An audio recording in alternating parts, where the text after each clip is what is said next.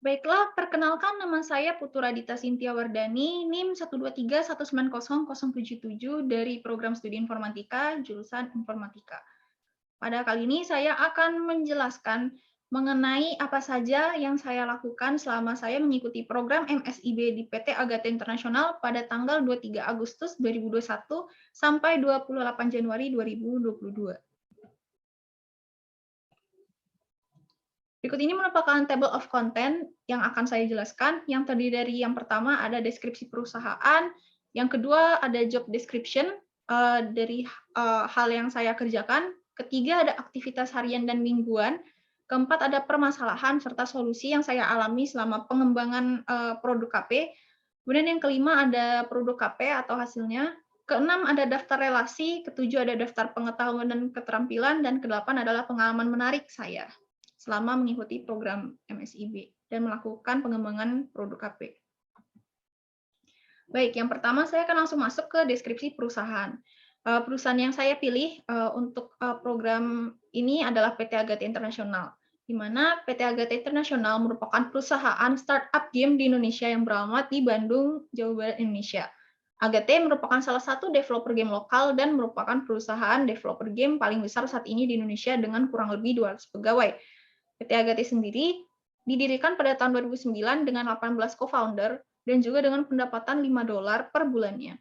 Untuk jam kerja sendiri, PT Agatha mempunyai 90 jam kerja dalam seminggu, dan kini PT Agatha sudah mempunyai lebih dari 250 game. Adapun moto dari perusahaan ini adalah Live the Fun Way, yang berarti bahwa Agatha percaya bahwa permainan dapat menghasilkan kebahagiaan serta membuat hidup lebih baik jika terdapat kebahagiaan. Selanjutnya berikut ini produk atau beberapa game dari PT Agatha Internasional. Yang pertama di sini paling kiri ada Code Atma, salah satu game yang cukup terkenal. Kemudian ada Valkyrian Ark, ada Memories, ada Onet, Juragan Coast, dan juga ada game Riches Factory yang bekerja sama dengan PT Riches Indonesia. Selanjutnya untuk visi dan misi. Untuk visi sendiri dari PT Agatha merupakan We the leading and respected game company with world-class standard in Indonesia by 2020. Dan untuk misi, yakni proaktif berkontribusi dalam membangun kebahagiaan dunia melalui, yang pertama, memberikan produk dan layanan terbaik yang dapat menciptakan kebahagiaan bagi orang-orang. Yang kedua, meningkatkan pengalaman hidup orang-orang menjadi pengalaman yang lebih menyenangkan dan bahagia. Dan yang ketiga, menginspirasi hidup dengan cara yang menyenangkan untuk masyarakat. Selanjutnya, berikut ini merupakan struktur perusahaan yang terdiri dari CEO, kemudian CEO membawahi COO, CMO, CTO, dan juga R&D. Untuk COO sendiri, itu langsung membawahi finance, talent, corp secretariat, dan legal. Untuk CMO atau marketing, membawahi creative production, marketing atau sales, dan juga operation. Untuk teknologi atau CTO, membawahi technical product dan DevOps. Dan untuk R&D atau research and development, membawahi tech, art, creative production, dan juga product management. Kemudian pada PT Agatha Internasional sendiri, mereka mempunyai sebuah divisi bernama Agatha Academy, di mana Agatha Academy merupakan divisi non-profit dari PT Agatha Internasional yang memiliki visi untuk mengembangkan talenta di bidang pengembangan game serta meningkatkan ekosistem industri game di Indonesia. Agatha Academy sendiri secara aktif bekerja sama dengan berbagai pihak dalam menjalankan berbagai program. Program-program Agatha Academy salah satunya yaitu Game Talent ID, Dilo Game Academy, dan juga Indigo Game Startup Incubation yang bekerja sama dengan PT Telkom Indonesia. Kemudian untuk job description sendiri, dikarenakan saya mempunyai role utama sebagai game tester, di mana Agatha sendiri memberikan kami untuk memilih 2 role, dan saya memilih role game tester dan juga game programmer, mana karena role utama sebagai game tester, job description saya sendiri adalah yang pertama, tentu saja melakukan pengujian produk, yang kedua saya membuat bug report dari atau laporan mengenai bug yang saya temukan pada mekanik dan juga build dari game. Kemudian saya juga membuat aset grafis untuk user interface game yang bekerja sama dengan game designer dari tim, dan juga membuat mock-up yang juga bekerja sama dengan game designer dalam pembuatan mock-up.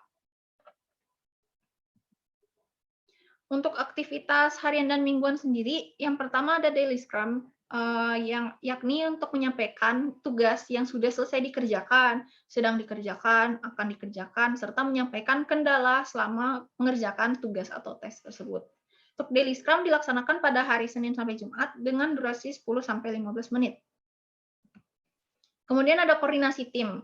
Ini merupakan aktivitas mingguan yang di mana kami melakukan pembahasan mengenai laporan update dari tiap role terkait tahap pengembangan game rock bowling. Pelaksanaannya dilakukan pada hari Jumat dengan durasi 1-2 jam. Kemudian mentoring. Mentoring juga merupakan aktivitas mingguan, di mana kami melakukan konsultasi mingguan dengan mentor terkait kendala yang kami alami selama pengembangan game dan juga memberikan laporan update mingguan terkait hal-hal yang sudah selesai kami kerjakan. Pelaksanaannya dilakukan pada hari Jumat dengan durasi 2 jam. Kemudian tentu saja aktivitas harian saya yakni pengujian produk, di mana saya melakukan pengujian terhadap mekanik dan build dari game rock bowling, di mana saya menggunakan platform Unity dan juga pelaksanaan dilakukan selama Senin sampai Jumat, sesuai jam kerja. Setelah melakukan pengujian produk, saya membuat laporan dari produk, di mana saya merinci mengenai bug atau error yang saya temukan pada mekanik dan juga build dari game. Saya memanfaatkan platform Notion untuk menuliskan laporan dari bug tersebut. Kemudian pembuatan aset grafis dan juga mockup. Di sini saya bekerja sama dengan game designer dalam membuat aset grafis 2D dan juga mockup dari game rock bowling. Selanjutnya mengenai permasalahan dan solusi. Permasalahan yang saya alami selama pengembangan game yakni yang pertama, waktu pengembangan game yang terbatas karena hanya dibatasi dengan waktu 2 bulan. Kemudian 3D artist dari tim yang menghilang sehingga menghambat tahap pengembangan. Karena kan kami membutuhkan aset karakter dan juga aset grafis lainnya yang dibuat oleh 3D artist karena kami mengembangkan game 3D. Kemudian seperti yang saya sudah sebutkan pada job description saya, di mana saya membantu game designer. Di sini kami melakukan hal tersebut karena kami kurangnya SDM dalam tim, khususnya 2D artist untuk merancang aset grafis dan juga user interface pada game. Sehingga solusi dari permasalahan yang saya sebutkan adalah yang pertama, tim melakukan pemotongan pada beberapa fitur game sehingga waktu pengembangan 2 bulan menjadi cukup. Kemudian kami mengajak 3D artist dari tim untuk berdiskusi dan menyelesaikan beberapa mekanik game menggunakan aset 3D yang sudah tersedia. Dan yang terakhir, oleh karena kurangnya sumber daya manusia dalam tim, sehingga saya sebagai game tester dan juga game designer bekerja sama dalam membuat aset grafis dari game dan juga user interface game. Kemudian berikut ini produk dari KP yang saya kerjakan, di mana yang pertama terdapat link dari bug report atau laporan bug yang saya buat di Notion. Kemudian ada link test case yang terdiri dari main menu, gameplay, dan post in game. Di mana ini saya membuat test case ini pada awal tahap pengembangan menggunakan case.io. Kemudian ada link GitHub dari game dan juga link prototype yang dapat diakses melalui itch.io. Kemudian untuk daftar relasi sendiri terdiri dari yang pertama mentor saya, Sandi Rusnandi, yang berasal dari Gamification Project Manager di PT Agate International.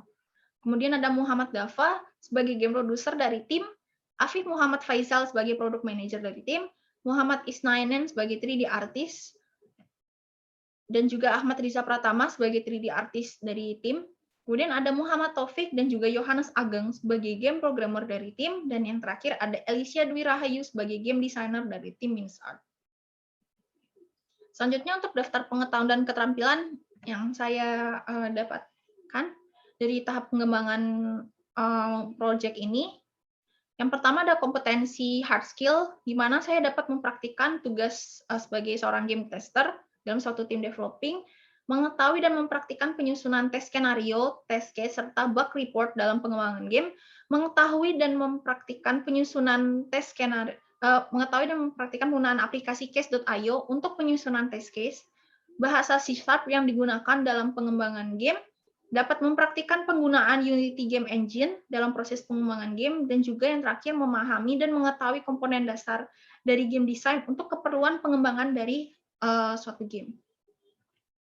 Kemudian untuk soft skill sendiri, saya mendapatkan soft skill yakni Yang pertama tentu manajemen waktu yang baik untuk memaksimalkan proses pengembangan game, kemampuan bekerja sama antar anggota tim dengan role yang berbeda-beda, kemampuan berkomunikasi yang baik dalam menyampaikan laporan dan juga saran terhadap pengembangan game, kemampuan kepemimpinan dalam memecahkan suatu permasalahan yang saya hadapi dalam pengerjaan game, dan juga kemampuan analisis yang baik dalam melakukan analisis permasalahan serta menemukan solusi dari permasalahan tersebut.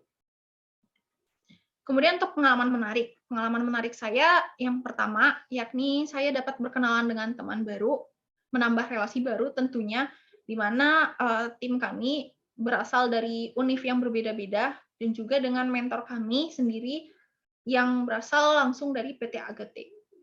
Kemudian mungkin pengalaman menarik lainnya adalah game rock bowling ini merupakan game pertama yang saya kerjakan, sehingga saya cukup senang dengan hasil dengan hasil akhirnya.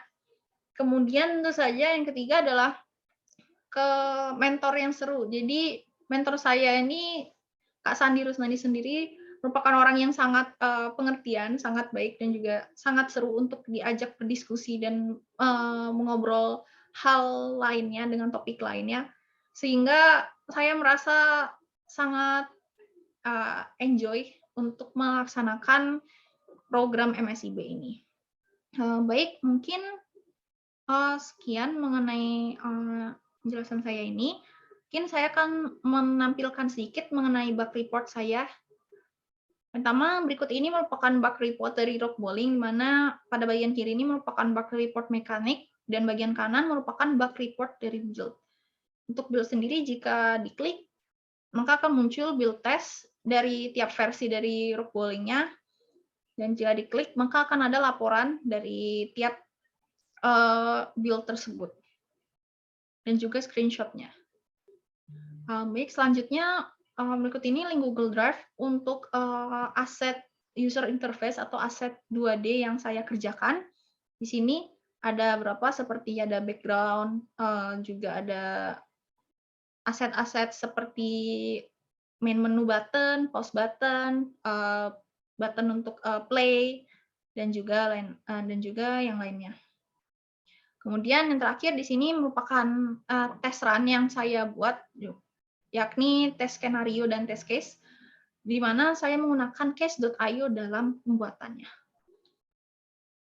Dibuka, bisa dilihat di sini. Di sini saya membuatnya pada tahap awal pengembangan game rock bowling sendiri.